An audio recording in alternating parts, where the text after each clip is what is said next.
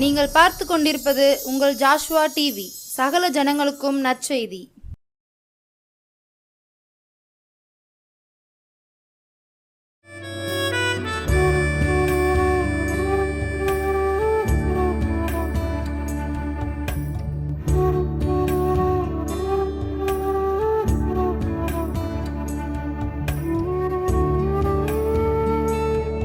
கர்த்தராகிய இயேசு கிறிஸ்துவின் நாமத்தினாலே ஜோஷ்வா டிவி நேயர்கள் யாவரையும் வாழ்த்துகிறேன். இந்த மனந்திரும்புதலின் நேரம் நிகழ்ச்சியில் கூட உங்கள் யாவரையும் சந்திப்பதிலே மிகுந்த சந்தோஷம் அடைகிறேன். இந்த நாளில் கூட கர்த்தர் உங்கள் யாவரையும் ஆசீர்வதிப்பாராக. இந்த நாளில் நம்ம தியானிக்க போகிற கர்த்தருடைய வார்த்தை சங்கீதம் 143வது அதிகாரம், அதனுடைய 10வது வசனம். உமக்கு பிரியமானதை செய்ய எனக்கு போதித்தருளும், நீரே என் தேவன், உம்முடைய நல்ல ஆவி என்னை செம்மையான வழியில் நடத்துவாராக. இந்த நாளில் நம்ம தியானிக்க போகிற வசனம் உமக்கு பிரியமானதை செய்ய எனக்கு போதித்தருளும். இந்த வசனத்தை யார் சொல்கிறான்னு பார்த்தீங்கன்னா, அது 143ஆம் சங்கீதத்தில் மேலே போடப்பட்டிருக்கு. தாவீதின் சங்கீதம். கர்த்தாவே என் ஜெபத்தை கேளும், என் விண்ணப்பங்களுக்கு செவிகிடும் என்று ஒரு ஜெப பாடலாகிய ஒரு பாட்டாக இது என்ன செய்யப்பட்டிருக்கு, எழுதப்பட்டிருக்கு. அப்போ அவர் ஜெபிக்கும் போது சொல்கிறாரு, உமக்கு பிரியமானதை செய்ய எனக்கு போதித்தருளும். எப்பவும் ஆண்டவரே நான் உங்களுக்கு பிரியமானதை செய்ய எனக்கு போதித்தரலும் அப்படின்னு அவர் அழகாக என்ன செய்கிறார், ஜெபிக்கிறார். அப்போ அதில் பாருங்கள், எப்போ பிரியமானதை நம்ம செய்ய முடியும்னு பாருங்கள். நீரே என் தேவன், நல்ல ஆவியனை செம்மையான வழியிலே நடத்துவாராக. பரிசுத்த ஆவியானவர் நமக்குள்ள இருக்கும்போது தான் நம்ம எப்படி நடக்க முடியும்னா, செம்மையான வழியில் நம்ம என்ன செய்ய முடியும், நடக்க முடியும். அதை தான் தாவீது ராஜா இந்த இடத்துல ஜெபமாக ஒரு பாட்டாக என்ன செய்கிறாரு, பாடுறாரு. அப்போ நம்மளும் ஆண்டவருக்கு முன்பாக பிரியமானவர்களாக நம்ம என்ன செய்யணும், வாழணும். நம்ம பிரியமானவர்களாக வாழணும்னா நம்ம நினச்சா மட்டும் போதாது. நமக்குள்ள பரிசுத்த ஆவியானவருடைய நல்ல ஆவியானவர் நமக்குள்ள தங்கி வாசம் செய்யும்போது தான் நம்ம எதை சிந்தித்தாலும் எப்படி ஒரு காரியத்தை செய்தாலும் அவர் நமக்குள்ள இருந்து என்ன செய்வார், உணர்த்துவார். இப்படி செய்யலாம், இப்படி செய்ய வேணான்னு. நல்ல ஆவியானவர் நம்மளை நடத்துவதற்கு நம்ம என்ன செய்யணும், வழிவிடணும். அப்போ நம்ம பரிசுத்த ஆவியானவருக்கு நம்ம விட்டு கொடுக்கும்போது தான், பரிசுத்த ஆவியானவருடைய வழிநடத்துதலுக்கு நம்ம கீழ்ப்படியும் போது தான் நம்ம கர்த்தருக்கு பிரியமானதை செய்ய முடியும். நம்ம இந்த இடத்துல வேதத்தில் நம்ம பார்த்தோன்னா யாரெல்லாம் ஆண்டவருக்கு பிரியமாய் வாழ்ந்தார்கள்னு நம்ம முதல்ல பார்த்தோன்னா, தானியேல் 9வது அதிகாரத்தில் நீங்கள் பாருங்கள், 23வது வசனத்தில் போடப்பட்டிருக்கு. நீ மிகவும் பிரியமானவன், ஆதலால் நீ வேண்டிக்கொள்ள தொடங்கின போதே கட்டளை வெளிப்பட்டது. இந்த இடத்துல யாரு குறித்து இந்த வார்த்தை சொல்லப்பட்டிருக்குதுன்னு பார்த்தீங்கன்னா, தானியேலை குறித்து யார் இந்த மாதிரி ஒரு சாட்சியான ஒரு வார்த்தையை சொல்கிறாருன்னு பார்த்தீங்கன்னா,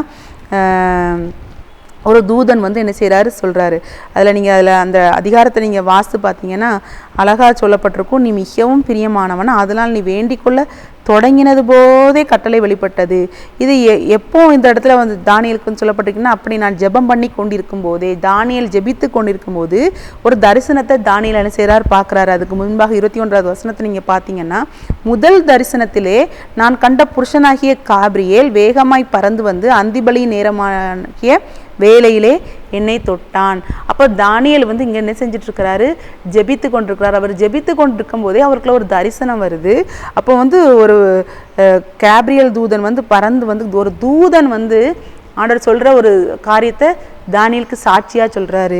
எப்படி சொல்கிறாருன்னா, ஜெபிக்கும் போதே நீ மிகவும் பிரியமானவன், சாதாரண பிரியமானவன் என்று போடப்படலை, மிகவும் பிரியமானவன். அப்போ தானியேல் ஆண்டவருக்கு ஒரு மிகவும் பிரியமான ஒரு மனிதனாக என்ன செய்திருக்கிறார், வாழ்ந்திருக்கிறார். அப்போ நீங்கள் தானியேலை நீங்கள் எப்படி பிரியமானவராக வாழ்ந்தார் அப்படிங்க முதல்ல இருந்தே பார்க்கும்போது, தானியேல் எந்த இடத்துல இருக்கிறாருன்னா, தன்னுடைய சொந்த தேசத்தில் இல்லை, அடிமையாக இருக்கிறப்பட்ட தேசத்தில் தான் இருக்கிறாரு.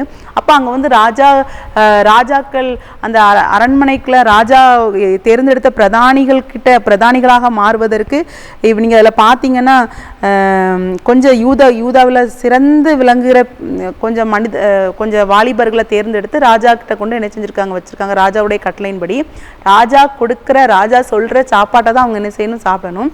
ஆனால் தானியேலுக்கு அந்த ராஜாவுடைய கட்டளையில் அவங்க சாப்பிட்ற அந்த சாப்பாட்டு மேலே, அவங்களுடைய அந்த பானமனும் திராட்சரசம் அது மேலே ஒரு விருப்பம் இல்லை.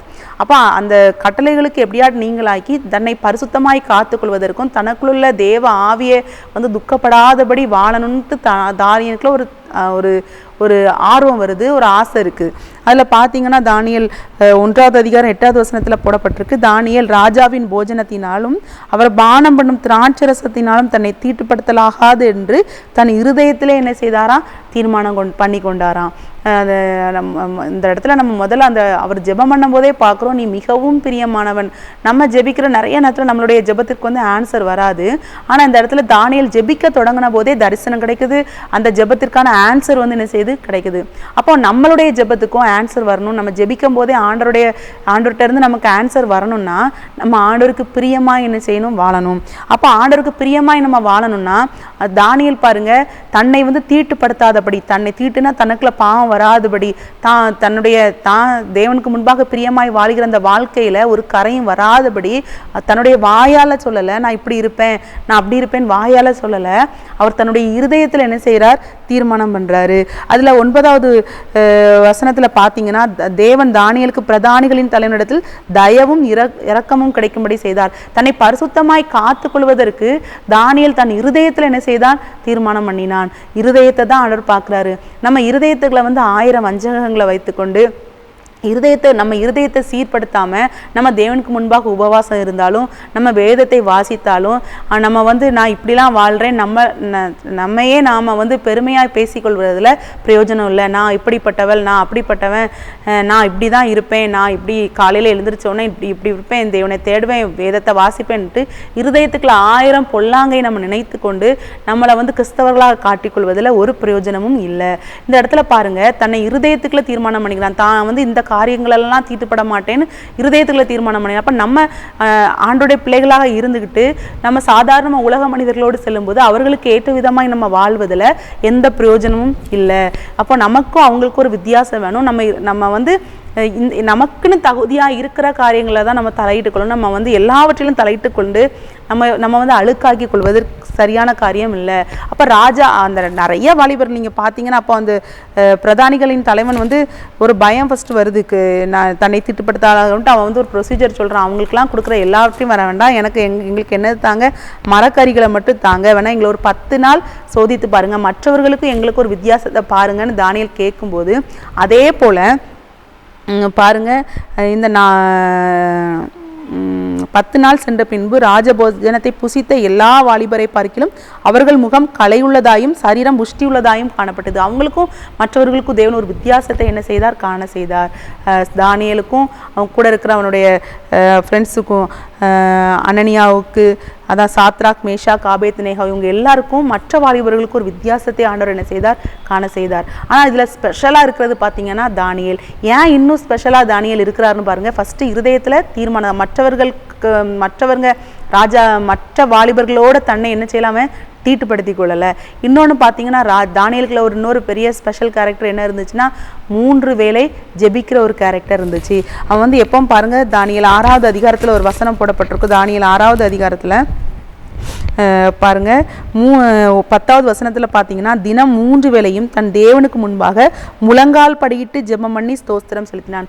3 வேளை தேவனுக்கு முன்பாக முழங்கால் படியிட்டு ஜெபம் பண்ணி என்ன செஞ்சானா, ஸ்தோத்திரம் செலுத்தினான். நம்ம எப்படி ஜெபிக்கிறோம், நிறைய நேரத்தில் நம்மளால் முழங்கால் படியிட முடியலை.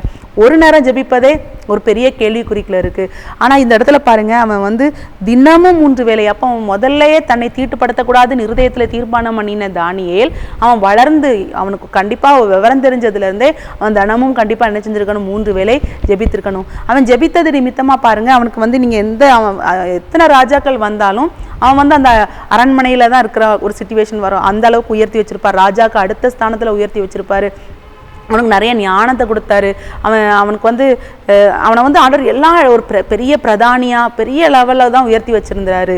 இங்கே பார்த்தீங்கன்னா, இந்த 6வது அதிகாரத்தில் 2வது வசனத்தில் பார்த்தீங்கன்னா, ராஜாவுக்கு நஷ்டம் வராதபடிக்கு அந்த தேசாதிபதிகள் கணக்கு ஒப்புவிப்பதற்காக அவர்களுக்கு மேலாக 3 பிரதானிகளையும் ஏற்படுத்துவது தரியுவுக்கு நலம் என்று கண்டது. இவர்களில் தானியேல் ஒருவனாக இருந்தான். ஏன்னா தானியேல் விசேஷமாக இருக்கிற பிரதானிகளில் ஸ்பெஷல் பிரதானியாக இருக்கிறதுக்கு இருந்தான். ஆனால் தானியேலுக்கு விசேஷித்த ஆவி இருந்தமையால் அவனை ராஜ்யம் முழுமைக்கும் அதிகாரியாக ஏற்படுத்த ராஜா நினைத்தான்.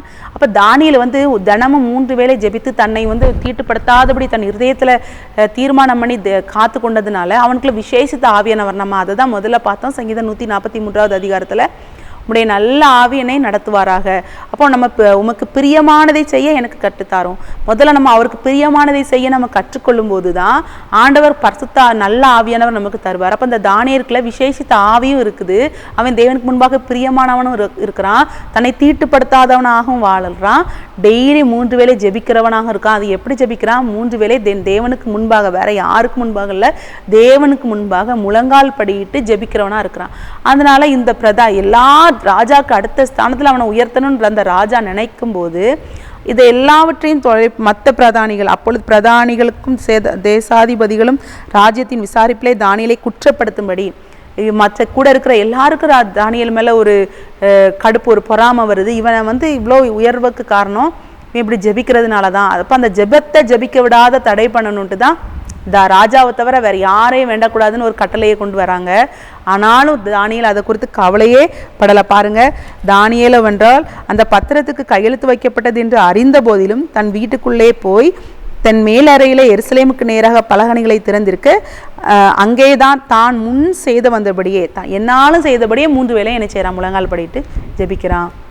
அதை குற்றப்படுத்தி அந்த குற்றத்தின் நிமித்தமாக அவனை கொண்டு எங்கே போட்டாங்கன்னு நம்ம எல்லாருக்குமே தெரியும். சிங்கங்களின் கெபியில் தூக்கி கொண்டு என்ன செஞ்சாங்க? போட்டாங்க. ஆனாலும் சிங்கங்கள் அவனை சேதப்படுத்தாதபடி தானியேல் ஆண்டவர் அந்த நாளை காத்து கொண்டார். யார் தூக்கி கொண்டு போடணும்னு சொன்னாங்களோ அவங்க எல்லாருமே அந்த சிங்கங்களுக்கு இரையாகி அன்றைக்கு என்ன செஞ்சாங்க? போனாங்க.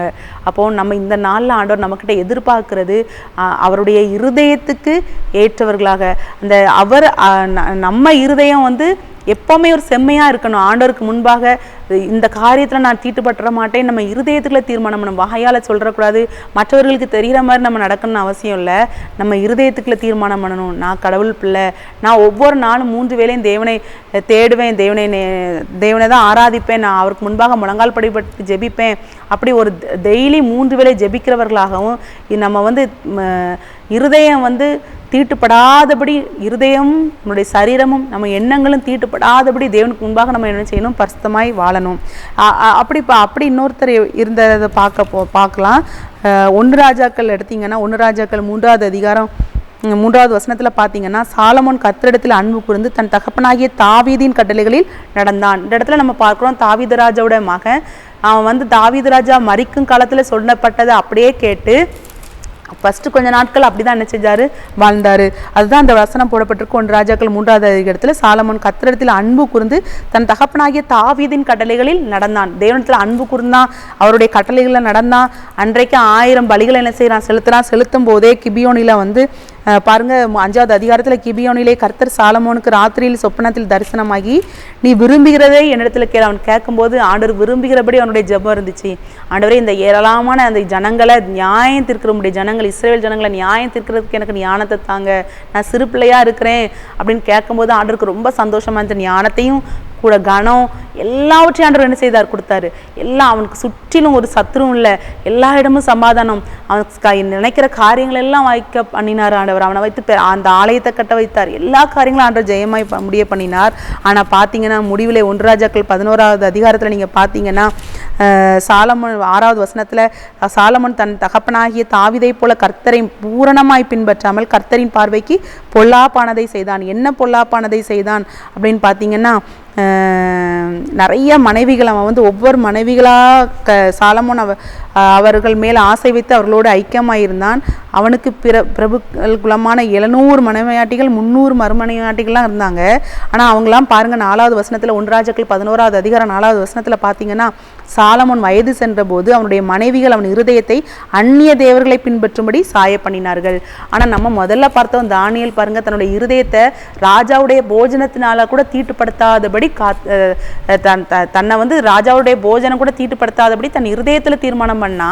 ஆனால் இந்த இடத்துல நீங்கள் பார்த்தீங்கன்னா முதல்ல அவன் ஆண்டவர்கிட்ட கேட்டான், எனக்கு ஞானமுள்ள இருதயத்தை தாங்கன்னு கேட்டால் அதே சாலமோன் பாருங்க தன் இருதயத்தை அந்நிய தேவர்களை பின்பற்றுறதுக்கு தன்னுடைய மனைவிகளின் பேச்சுக்கு என்ன செய்தான்? செவி கொடுத்தான். ஆனாலும் ஆண்டவர் அவனை விடாமல் அவனுக்கு போய் ஆகைய 9வது வசனத்தில் பார்த்தீங்கன்னா, ஆகையால் இஸ்ரவேலின் தேவனாகிய கர்த்தர் சாலமோனுக்கு 2 விசை தரிசனமாகி அந்நிய தேவர்களை பின்பற்ற வேண்டாம் என்று கட்டளையிட்டு இருந்தும் அவன் கர்த்தரை விட்டு தன் இருதயத்தை என்ன செய்தான்? திருப்பினான். தன் தேவன் கொடுத்த அந்த இருதயத்தை கர்த்தரை விட்டு திருப்பிட்டான். அப்படிப்பட்ட ஒரு வாழ்க்கைக்குள்ள நம்ம என்ன செஞ்சிடக்கூடாது, போயிடவே கூடாது. நம்ம எப்போவுமே தானியேலை போல நம்ம இருதயம் தேவனுக்கு முன்பாக செம்மையானவர்களாக இருக்கும்படி நம்ம என்ன செய்யணும், காத்துக்கொள்ளணும். அப்படி இருக்கும்போது ஆண்டவர் நம்மளை என்ன செய்வார், ஆசீர்வதிக்கிற தேவனாக என்ன செய்கிறாரு, இருக்கிறாரு. நம்ம சாலமோனை போல ஆண்டவருக்கு விரோதமான காரியங்களை நம்ம என்ன செய்யக்கூடாது. ஆண்டவர் மறுபடியும் 2 விஷயம் அவனுக்கு தரிசனமாகி என்ன செய்கிறாரு, பேசுகிறாரு. 2 விஷயம் தரிசனமாகி பேசினாலும் அவன் ஆண்டுடைய வார்த்தைக்கு என்ன செய்யலை, செவி கொடுக்கவே இல்லை. நம்ம அப்படிப்பட்டவர்களாக என்ன செய்யக்கூடாது, இருக்கக்கூடாது. அதே மாதிரி இன்னொன்று பாருங்கள், உபாகமம் 33வது அதிகாரத்தில் நீங்கள் பார்த்தீங்கன்னா 12வது வசனத்தில் பென்யமீனை குறித்து கர்த்தருக்கு பிரியமானவன் அவரோடே கூட சுகமாய் தங்கியிருப்பான், அவனை எந்நாளும் அவர் காப்பாற்றி அவன் எல்லைகளுக்குள்ளே வாசமாயிருப்பா என்றான். இந்த வார்த்தையை யார் சொல்கிறான்னு பார்த்தீங்கன்னா தேவனுடைய மனுஷனாகிய மோசே. 33வது அதிகாரம், உபாகமம் 33வது அதிகாரம் முதல்ல போடப்பட்டிருக்கும். மோசே மரணமடைவதற்கு முன்பாக 12 கோத்திரங்களை குறித்து நிறைய ஆசீர்வாதங்களை குறித்து என்ன செய்வார் சொல்வார், எந்தெந்த கோத்திரம் எப்படி இருக்குன்ட்டு. அதில் மோசே விசேஷமாய் சொல்கிறத பாருங்கள், பென்யமீனை குறித்து கர்த்தருக்கு பிரியமானவன். நம்ம அதை தான் யார் கர்த்தருக்கு பிரியமானவர்களாக இருக்காங்கிறத தான் தியானித்து வர்றோம். அதில் நம்ம முதல்ல தியானித்தது தானியேல் மிகவும் பிரியமானவனாக இருந்தான். ஆனால் சாலமோன் ராஜா என்ன செஞ்சிட்டாரு, இழந்து போயிட்டாரு. இங்கே பென்யமீனை குறித்து பாருங்கள். அப்போ பென்யமீனுக்கு இந்த வார்த்தையை நமக்கும் நம்ம என்ன செஞ்சுக்கலாம், சொந்தமாக்கிக்கொள்ளலாம். நம்ம தானியேலை போல கர்த்தருக்கு பிரியமாய் நம்ம வாழும்போது இப்போ பாருங்கள், பென்யமீனை குறித்து கர்த்தருக்கு பிரியமானவன் அவரோட கூட சுகமாய் தங்கியிருப்பான். நம்ம கர்த்தருக்கு பிரியமாய் நம்ம இருக்கும்போது நம்ம யார் கூட சுகமாய் தங்கி இருக்கிறோமா, கர்த்தரோட சுகமாய் தங்கி இருக்கிறோமா. அவனை எந்நாளும் அவர் காப்பாற்றி அவன் எல்லைகளுக்குள்ளே வாசமாயிருப்பார். உங்களை ஆண்டவர் எந்நாளும் காப்பாற்றணுமா, இந்த நாளுக்கு காப்பாற்றணும், நாளைக்கு காப்பாற்றணும், ஒவ்வொரு நாள் அவர் நம்மளை காப்பாற்றணும். நம்ம எல்லைகளுக்குள்ள, நம்ம வீடுகளுக்குள்ள, நம்ம இருக்கிற வீட்டில், நம்ம ஊரில், நம்ம இடங்களுக்குள்ள அவர் வாசமாக இருக்கணும்னா நம்ம அவருக்கு பிரியமாக இருக்கணும். பென்யமீனுக்கு கிடைத்த ஆசீர்வாதம் அதுதான். அவர் கர்த்தருக்கு பிரியமானவனோட கூட சுகமாய் தங்கியிருப்பான். நம்ம ஆண்டவரோட சுகமாய் தங்கியிருக்கணும்னா தானியேலை போல 3 வேளை நம்ம என்ன செய்யணும், ஜெபிக்கணும். முழங்கால் படிக்கிட்டு முடிந்த அளவுக்கு ஒரு பொருத்தனையோட நம்ம என்ன செய்யுங்க, ஜெபிக்கும் போது நம்மளையும் ஆண்டவர் தானியேலை போல தீர்மானம் பண்ணி கொள்ளும்போது நம்மளையும் ஆண்டவர் என்ன செய்கிற தேவனாய் இருக்கிறார், ஆண்டருக்குள்ள காக்கிற தேவனாய், அவருடைய பார்வையில் நம்மளும் பிரியமானவர்களாய் மாறுவதற்கு தேவன் நம்மளை மாற்றுகிற தேவனாய் என்ன செய்கிறார், இருக்கிறார். நம்மளை காக்கிற தேவனாய் இருக்கிறார். நம்மளுடைய நம்ம எல்லைகளுக்குள்ள வாசம் பண்ணுகிற தேவனாய் இருக்கிறார். நம்மளை என்னாலும் காப்பாற்றி, நம்மளை யாரும் காப்பாற்ற வரவனா தேவன் ஒருத்தர் காப்பாற்றினா போதும். அப்போ நம்ம என்ன செய்யணும், அவருக்கு பிரியமானவர்களாய் வாழணும்னா ஒரே ஒரு காரியம்தான், நம்ம தவறு எதுவுமே செய்ய மாட்டேன், வேற எதாலையும் நான் தீட்டுப்பட மாட்டேன், நம்மளுடைய இருதயத்தில் தீர்மானம் பண்ணிக்கொண்டு ஒவ்வொரு நாளும் நம்ம தேவனை நோக்கி ஜெபிக்கிறவர்களாக இருக்கும்போது நம்மளும் ஆண்டவருக்கு பிரியமாய் மாறுவோம். பிரியமாய் மாறும்போது இந்த பென்யமீனை குறித்த அத்தனை ஆசீர்வாதங்களும் நம்ம வாழ்க்கையிலையும் கண்டிப்பாக வரும். என்ன ஆசீர்வாதம், அதை தான் நம்ம வாசித்தோம். நான் திரும்பியும் வாசிக்கிறேன். கர்த்தருக்கு பிரியமானவன் அவரோட கூட சுகமாய் தங்கியிருப்பான், அவனை எந்நாளும் காப்பாற்றி அவன் எல்லைகளுக்குள்ளே வாசமாக இருப்பார். ஒவ்வொரு நாளும் அவர் நம்மளோட தங்கியிருப்பார், நம்மளை காப்பாற்றுகிறவாறு, நம்ம எல்லைக்குள்ளே வாசமாக இருப்பார். அந்த ஆசீர்வாதங்கள் நம்ம கிடைக்கணும்னா நம்ம அவருக்கு பிரியமானவர்களாய் நம்ம வாழணும். அப்படியே நம்ம கண்களை மூடி ஜெபிக்கலாமா? அந்த சங்கீதம் 143வது சங்கீதத்தில் 10வது வசனத்தில் சொல்லப்பட்டபடி உமக்கு பிரியமானதை செய்ய எனக்கு போதித்தரலும், உம்முடைய நல்ல ஆவியினை நடத்துவாராக என்று நம்ம அந்த வார்த்தையை சொல்லி நம்ம ஜெபிக்கும் போது ஆண்டவரே தானியேலை போல நான் ஆண்டவரே அவன் ராஜாவின் போஜனத்தினால தீட்டுப்படுத்தாதபடி தன்னுடைய இருதயத்தில் தீர்மானம் பண்ணினார். நம்ம ஆண்டவரே நமக்கு தெரியும் நம்ம என்ன காரியங்களில் தீட்டுப்படி இருக்கிறோம், எப்படிப்பட்ட காரியங்களை நம்ம அகப்பட்டு சிக்கி கொண்டிருக்கோம், நமக்கு எல்லாருக்கும் தெரியும். ஆண்டவரே நான் இந்த காரியத்தில் என்னை தீட்டுப்படுத்தாதபடி இந்த பாவ பழக்கத்துலேருந்து எனக்கு விடுதலையை தாங்க. ஒருவேளை குடி பழக்கத்தில் அடிமையாக இருக்கலாம், இல்லை புகை பழக்கத்துக்கு நீங்கள் அடிமையாக இருக்கலாம், வேற ஏதாவது ஒரு பழக்கத்துக்கு நீங்கள் அடிமையாக இருக்கலாம். ஆண்டவரே இந்த காரியத்தில் இதிலெல்லாம் இருந்து என்னை விலக்கி காத்துக்கொள்ளுங்க, இப்படிப்பட்ட காரியத்திலேருந்து ஆண்டவரே என்னை காத்துக்கொள்ளுங்க. அல்ல உங்கள் குடும்பத்தில் யாராவது அப்படிப்பட்ட பாவ பழக்கங்களுக்கு அடிமையாக இருக்கலாம், அவங்களுக்காக நீங்கள் ஜெபிக்கும் போது ஆண்டவர் விடுதலை தருவார். ஆண்டவரே அவங்களையும் ஆண்டவரே தானியேலை போல பென்யமீனை போல பிரியமானவனாய் மாற்றுங்க ஆண்டவரேன்னு ஜெபிங்க. ஒருவேளை நம்ம பிரியமானவர்களாய் வாழ்ந்து கடைசியில் சாலமோனை போல விழுந்தும் போயிடக்கூடாது. ஆண்டவரே நாங்கள் என்றைக்கு விழுந்து போகாதபடி தகப்பனே எங்கள் இருதயத்தை உங்களுக்கு முன்பாக செம்மையாய் காப்பதற்கு தேவன் எங்களுக்கு உதவி செய்யுங்க ஆண்டவரேன்னு கேளுங்க. ஆண்டவரே ஏசப்பா நாங்கள் தேவையில்லாத காரியங்களை தலையிட்டு கொள்ளாமல், இந்த உலக காரியங்களை நாங்கள் தலையிட்டு கொள்ளாமல் ஆண்டவரே நாங்கள் எப்பொழுது உங்களுக்கு முன்பாக பிரியமானவர்களாக இருக்கிறதுக்கு எங்களுக்கு உதவி செய்யுங்க. ஒவ்வொரு நாளும் 3 வேளை உங்களை தேடுவது வருவதற்கு உங்களுக்கு முன்பாக முழங்கால் படியிட்டு ஜெபித்து ஆண்டவரே நாங்கள் பரிசுத்தமாய் வாழ்வதற்கு எனக்கு உதவி செய்யுங்கன்னு கேளுங்க. ஆண்டவருடைய பரிசுத்த ஆவியினால எங்களை நிரப்புங்கன்னு கேளுங்க. ஆண்டவரே இந்த வார்த்தைகளை கேட்டு கீழ்ப்படிதல் உள்ளவர்களாய் ஆண்டவரே உடைய பரிசுத்த ஆவியை கெஞ்சி கேட்கிற பிள்ளைகளுக்கு பரிசுத்த ஆவியானவரை கொடுத்துருங்க ஆண்டவரே. அப்பா ஆண்டவரே தங்களுடைய இருதயத்துல ஆண்டவரே செம்மையாய் வாழ்வோன்னு யாரெல்லாம் தீர்மானம் பண்றாங்களோ ஏசப்பா ஆண்டவரே அவங்க செம்மையாய் வாழ்வதற்கும் ஆண்டவரே தங்களை தீட்டுப்படுத்தி கொள்ளாதபடி ஆண்டவரே தேவையில்லாத எந்த காரியங்களினாலும் ஆண்டவரே அவங்களை கரைப்படுத்திக் கொள்ளாதபடி தீட்டுப்படுத்திக் கொள்ளாதபடி பரிசுத்தமாய் வாழ உதவி செய்யுங்க. ஒவ்வொரு நாளும் உங்களை தேடுவதற்கு முழங்கால் படி விட்டு ஜெபிப்பதற்கு அப்படிப்பட்ட கிருபையை வல்லமை எங்களுக்கு தரும்படியா நாங்கள் ஜெபிக்கிறோம் ராஜா. ஆண்டவரே என்னோட சேர்ந்து ஜெபிக்கிற ஒவ்வொரு பிள்ளைகளுக்கும் ஜெபாவியை கொடுங்க. அவங்களை ஆசீர்வதிங்க. அவங்க எல்லைகளுக்குள்ள நீங்க வாசம் பண்ணுங்க. அவங்க சுகமாய் தங்கியிருப்பதற்கு உதவி செய்யுங்க ஏசப்பா. ஒவ்வொரு நாள் நீங்க அவங்களை காப்பாற்றி வழிநடத்துங்க தகப்பனே. எல்லா தேவையும் நீங்க சந்திங்க. இயேசு கிறிஸ்துவின் ஜெபிக்கிறேன் ஜீவன்ல நல்ல பிதாவே, ஆமென்.